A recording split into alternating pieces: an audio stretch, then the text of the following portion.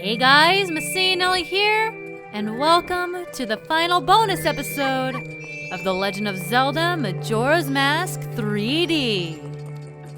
It's been a long time coming, and now we are ready to wrap things up. Oh boy, we are seeing the inside of a puppy! He has little paw pads on the bottom of his feet. Look at the little paw pads!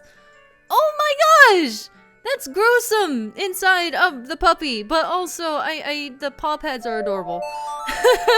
Wow, that took a complete 180. But anyway, in the last episode, we caught the last of the fish. We are done with the swamp and the ocean fishing holes. Thank goodness. I have had enough fishing to last me for a very long time. And in this episode, we are finally going to see the true nature of the Fierce Deity Mask. We've already used it once, but that was just for fishing, which was kind of weird. But now we're actually going to be using it for its intended original purpose. And the way that we're going to do that is that we're going to be taking on all of the bosses with it. So we're gonna start with Odolwa. Wow, it has been a while since we've been in here. Well, first things first, let's give it a test run. Pop on the Fierce Deity's Mask, and here we are. And he has the most cool sword in the entire world. Look at that sword. That sword is so freaking cool. And now we get to put it to good use.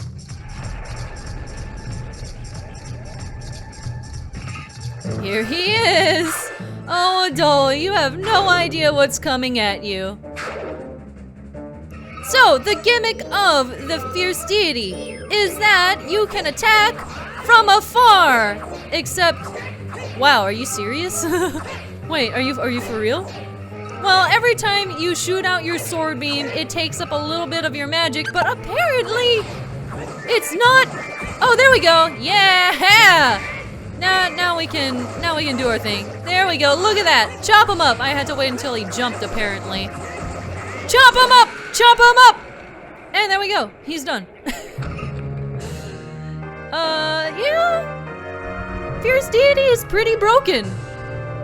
Apparently he can't cut through shields though, so that is something to look out for. And I should probably like refill my magic before I go outside. There we go. So that's our first victim, and now we're heading back to Snowhead to try and take on Goht. I'm gonna be real with you guys, I actually don't know how this one is gonna work. Because this one is very movement based, and as powerful as the Fierce Deity's Mask is, it doesn't move very fast, so Goht might be complicated. It might be a little bit harder than with the Goron Mask, honestly. I mean, Goht isn't actually difficult to fight. I say this, and yet I still had a heck of a time that first time. Well, we're gonna try this anyway, and see how it goes. So we're gonna just meet him partway through. And grab some magic along the way, I suppose. Here we go. Yeah. And he's somewhere. Here he is! Okay. It stunned him for like 2 seconds, and then he just kept on going. This may not be a good idea. That feel when the Fierce Deity's Mask actually makes a fight harder. Yeah, there we go. Okay, he's down. And there's the eye. Let's see if we can stun lock him. That might be the key here. Yeah, stun lock. Okay, so it's just getting him down the first time is a little bit tricky. But other than that, look at that. It keeps him pinned pretty well, actually. And done. Yeah, you just gotta meet him partway through, I guess, and then he just gets pinned down.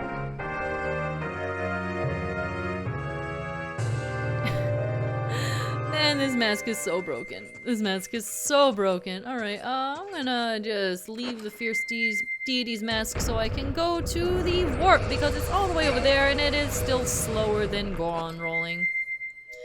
So, next up is the notorious fish boss, Gyorg. Let's see if that makes a difference. Might be a little bit weird in this version of the game, though.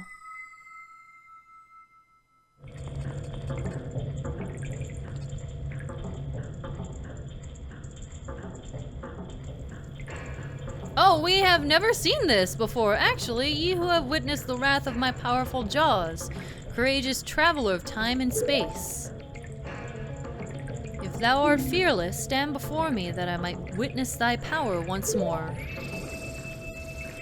I guess that's right, we never did come back to the Great Bay Temple like we did the Woodfall and Snowhead temples. Alright, well that's interesting. Go to the lair of the temple's boss? Yes, please.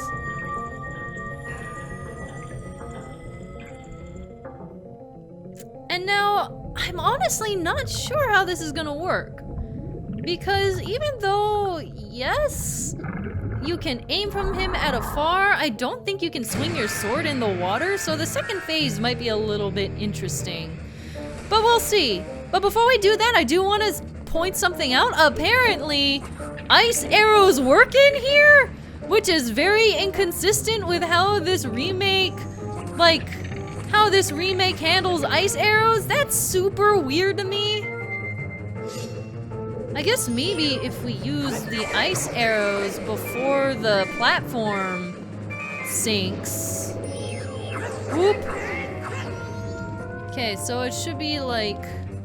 Well, the ice platforms don't really last that long though. Where are you? I can't Z-target you. That's the only thing that's difficult, is that you need to Z-target him to actually shoot at him. 2... Now I think there's only one more cycle. Come on, Tattle, do your job. There we go. Aha! Now really quick, I'm gonna make myself a platform. And there we go! Timed that perfectly. I'm gonna just jump onto this platform. Let's see, can I? Yep, here we go! And I can't Z-target him from here. And missed my opportunity. So it might actually not... Yeah, we can't use it in the second half of this fight, which is unfortunate because this is the part that is kind of awkward. So I guess I have to fight the rest of this the legit way. That's slightly disappointing, but I guess it makes sense. Wait. Okay, well, remember when I sucked at this fight? Yeah, me too. So I'm just gonna go ahead and finish off the rest of this fight, and I'll see you guys in a bit. Well, finally, my goodness. Alright, well, the Fierce Deity's Mask is only half useful here, which is a little bit strange in comparison to all the other bosses, but I guess it makes sense since it's like a water atmosphere, but whatever, we use it for the first half. That's pretty much how the fight would go from beginning to end if this were the original version of Majora's Mask. Anyway, now it's off to the last of the temple bosses, Twinmold. I'm so happy that we get to hear this song again. Anyway, before we head into the Stone Tower Temple itself, I do want to mention a really cool tip that I got after the fact. I didn't know you could do this, but, wait, how do you play the song again? No.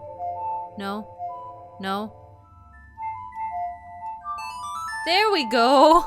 It's been a little bit, so I don't really remember the songs quite as well as I should. But if we hold down that particular switch, jump over to this, and then play the song again,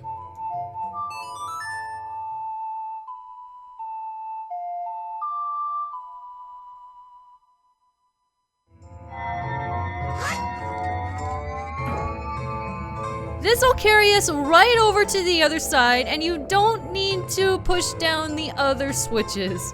It's actually really cool, and I never realized that you could do that, but hey, it works, and it brings you over to the other side super fast, so I'm not gonna complain, and we need to make it inverted for this. Okay. Here we go. I forgot that this platform is only available when it's upside down. Ye who have beheld my frenzied dance of earth and sky, courageous traveler of time and space. If thou art fearless, stand before me that I might witness thy power once more.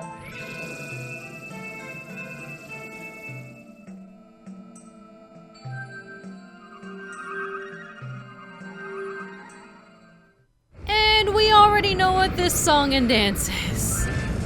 Apparently this one is kind of also more difficult with the Fierce Deity's Mask, but we'll see. I'm not entirely sure. I could believe it because, you know, we're not huge, and these guys are huge without the Giant's Mask.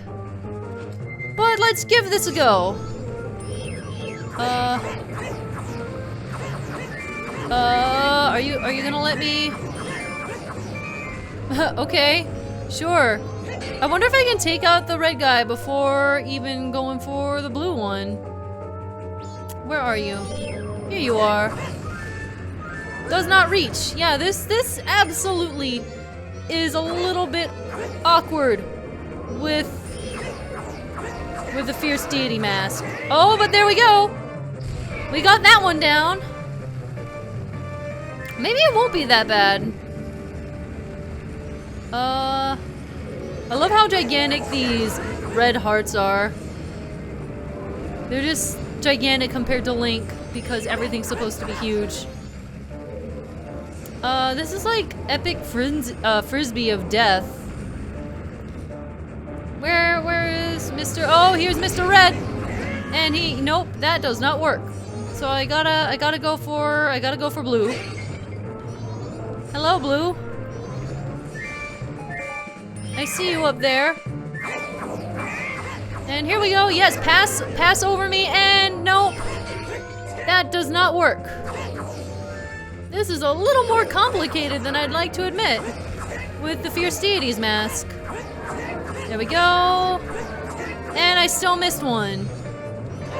At least there's like infinite magic right here. I'd imagine, okay, it's not that difficult with this mask in this version, but I can just imagine in the original, because you didn't have the forever spawning magic pots in the original. Haha! You thought you could get me, but no. Alright, here we go. Here we go. We're gonna get it. We're gonna get it. Come on, it's touching! It's touching it! Apparently, this is a little bit more complex than I had anticipated. Nope, it's absolutely not gonna hit that middle one. Oh wait, right here, maybe, and he ruins it. Awesome. Alright, that angle is just not friendly with this mask. So, I'm caving. Screw that noise. There we go. Now I can pop it back on for the actual damage doing. Let's see that eyeball. There we go. And now he's down. So maybe a mixture of arrows and the Fierce Deity's Mask is the way to go. But now the real fight starts. And I don't think the Z targeting is going to be an issue for this part. Maybe. We'll see. We shall see. Where are you, Red? Okay, I do not recommend the Fierce Deity Mask for this fight. This is a very difficult fight for this mask.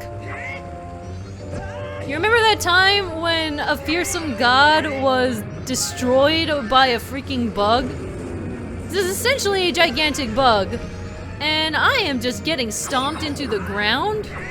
I might need a cave on this one. Yeah, this is not gonna work. I don't doubt that it's probably possible, but this is an absurd amount of work to just score one hit on it. I do kind of like that though, that even though the Fierce Deity Mask is very, very powerful, it's not just a win button for everything. Well, Twinmold, you win this round. It's time for my freaking mask because I'm gonna die soon. And something else kind of cool that I didn't show the first time is that you can just like chokehold it from the front instead of like throwing it around by its tail. I never did like grab him from the front. When we fought this last time, I always went for his tail, which is like the throw. I do like the throw better though, but still. That's something that you can do if you are so inclined. And one tailspin for good measure. Boom! Finally, goodness. Guess who's still garbage at this fight? I think I did worse this time than when I first fought this. I mean, the Fierce Deity's Mask didn't exactly make things easier, but still. Alright. We're done with the regular bosses, hooray! I could not do Twinmold with Fierce Deity. I'm sure it's possible, but oh boy, that was just, you really could not aim anything. Alright, well, we got our magic back. I am almost dead. Perfection! And now it's time for the real deal. It's time to fight Majora with the Fierce Deity.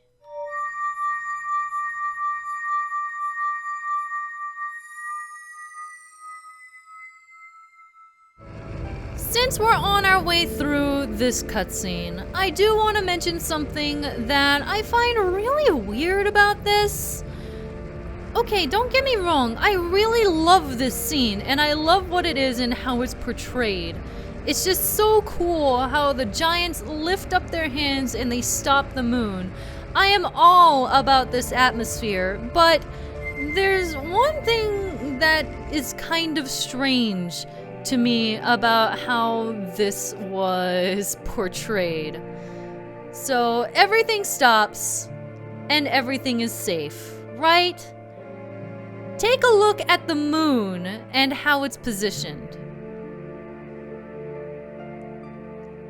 They're holding up the bottom of the moon. However, when we cut back to the gameplay, the face is aimed at the clock tower itself. Oh yeah, this is also different. Yeah, I know, the Skull Kid was lonely because nobody would be his friend, blah blah blah. I forgot about that. Yeah, the dialogue is slightly different the second time through as well. And the power of the mask made him do it because it was too much for him to handle. How? How did you know that, sis? And then it's back to normal. Okay, this is what I mean though. Look at how this moon is positioned. It was not like that in the cutscene. Their hands were not on its face. Just saying, just putting that out there right now. Sorry, I don't mean to break up the drama or anything, but still. Don't worry, just leave it to your sister. Well, you're going in, aren't you? We can't do anything down here. Let's go. I've been thinking this ever since I joined you. You never want to give up. You always want to try. I admire you. I I love how that's different. I love how she comes around the second time that you do this, and she's just like, yes, let's do this. Whereas the first time you go into the moon, she's just like, nuh-uh, no way, haha, screw you, man, you are on your own. I do wish that Tail came along too. I feel like that would be a really nifty change if Tail came along on this specific part of the adventure, because he does say that he wants to go into the moon, but we ultimately end up leaving him behind, which I find kind of sad. Anyway, here we are. It's time. Let's fight Majora for the second time. Your masks don't look all that powerful to me. So you'll play? Well, shall we go? Ho ho ho! You are in for a nasty surprise! Majora, how about this? One deity against another. I don't know if Majora is specifically a deity. It's more like a demon or whatever it's supposed to be. But still, here we go. Majora on its own is actually a pretty formidable fight. But with cheat mode enabled, let's see how this goes.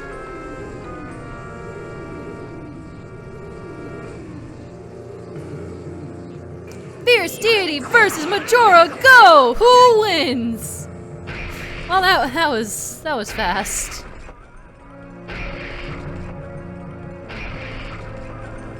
Oh, everything is right around me. There we go, and there we go. Wow, I actually got hit. There we go. Now, where's Majora? Where is it? There it is. Aha! And now we only have to focus on it too. Now that the others are gone.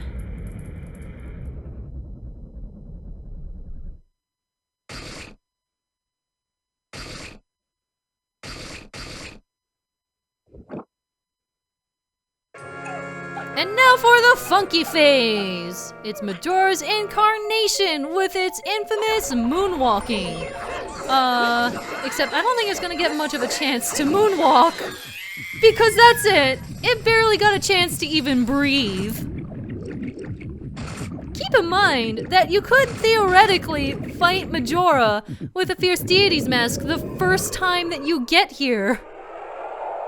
We got Fierce Deity's Mask on our first run. I just didn't want this to happen. There we go. 1, 2. I am running a little bit low on magic, but it doesn't matter because it's already dead. That's how quickly the Fierce Deity Mask takes care of this boss. It was a little bit hard to use on Gyorg, and you couldn't really use it in the second phase.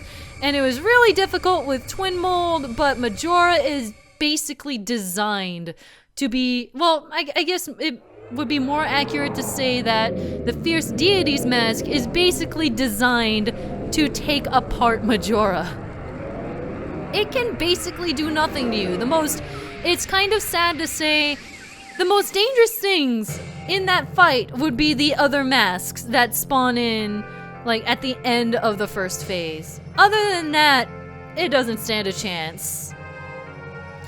Well, there we go. We have beaten every single boss, basically with the Fierce Deity's Mask. At least we gave it a fair shake. And I guess this kind of solves the handful of you who wanted me to fight all of the bosses and create a true happy ending. I got a few comments like that leading up to the final boss where it was like, hey, are you gonna fight all of the bosses so that everyone's happy at the end? Well, here you go. This is the true final ending. Everyone's happy. Odolwa's dead, Goht is dead, Gyorg is dead, and Odolwa is dead. And most importantly, Majora is dead. There you go. Anyway, that's not the last of what I wanted to do. There is one final thing that I wanted to take care of before we wrap up this series for good. So I'll see you guys back in Clocktown.